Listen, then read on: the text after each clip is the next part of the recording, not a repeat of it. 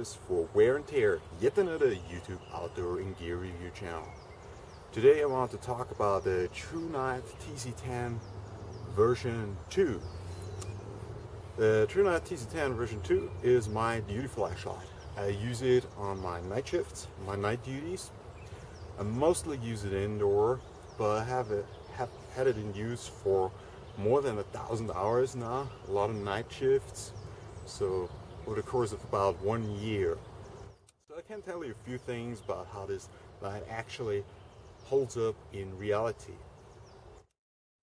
First of all, the user interface is very straightforward. It's a tactical, forward clicky, so you have a momentary on and you push it through and it stays on, so it's a forward clicky.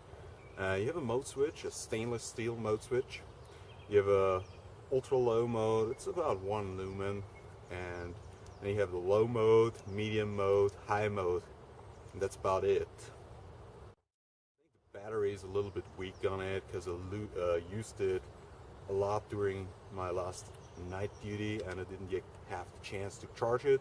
Speaking of charging, it has a USB charging port. The charging mechanism turns off at 4.16 volts, around that, so it does not overcharge the battery. There's also an indicator light here that is supposed to tell you when it's done charging.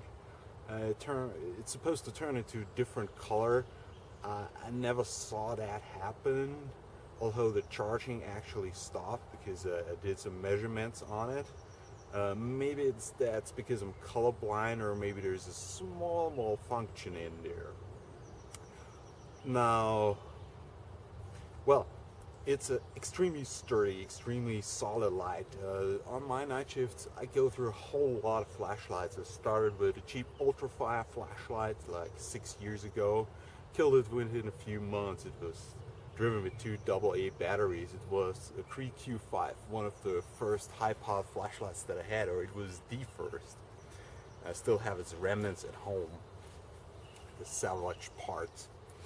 Now, after that, I had a C8 flashlight, a SSCP7 LED, 400 lumens, orange peel reflector. It was called Spiderfire. And after that, I had Thrunite flashlights, the Thrunite TN12, which is a 18650, single 18650 flashlight, but much smaller, much lighter built than this one. And I'll tell you one thing, they don't hold up to a lot of wear and tear. I went through 2 of them. They both started to fail on me. They had problems with the tail switch, started to flicker.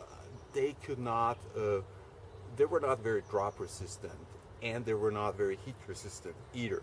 Now this flashlight has a large body, very solid, sturdy body, and it's very conservatively driven. It goes up to 900 lumens. Well, out of a flashlight like this, you could get up to 2,000 lumens with a more powerful LED, and you still would be A-okay with heat dissipation. But this is only driven up to 900 lumens, so it has no problem at all with the heat dissipation. On my night shifts indoors, I typically carry it on a clip, and I typically carry it head down, so all the heat goes into the electronics, into the body, and it's absolutely no problem. It never gets more than hand warm. It's always comfortable to grab. So there is no heat issue. Now here, this is actually, I think it's a stainless steel bezel here. It's coated. So it's definitely not aluminum, because I have dropped this thing at least 24 times on a concrete or a tile floor, rock solid, and it doesn't budge. So this is not aluminum. Now the anodization comes off, of course. So this holds up to a lot of wear and tear. You might ask, why are you using this light indoors? Because it actually is a thrower. I have some outdoor footage afterwards. It was underneath bridge, actually more like a sewer system, so you can see the beam characteristics. Also had a video on the Skill Hunt headlamp where you see this thrower compared to a TIR lens. Now anyways, why do you use a thrower indoors?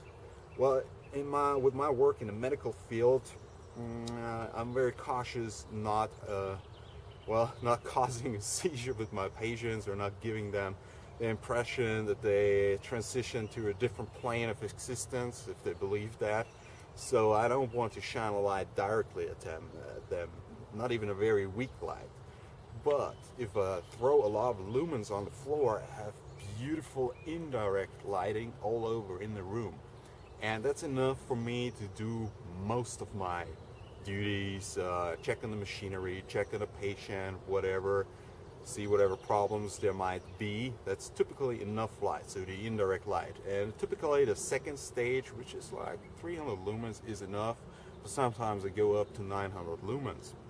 Also, sometimes my patients tend to leave the building because it's a citizen, it's a senior citizen home, actually not just for senior citizens, for people with dementia and psychological problems as well. Now they tend to leave the building sometimes during the night, and well, there's some bushes outside and it's not so easy to find them without a flashlight.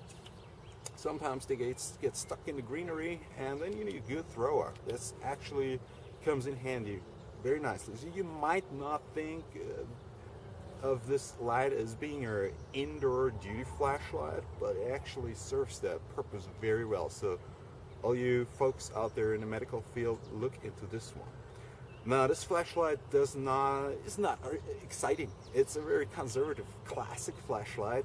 Again, it's not overpowered, but it really does the job. It gets the job done beautifully.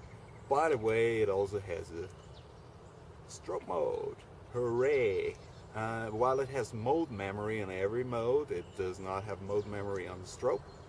So they say it's a tactical flashlight, but if it was a tactical flashlight, you need to have mode memory on the strobe.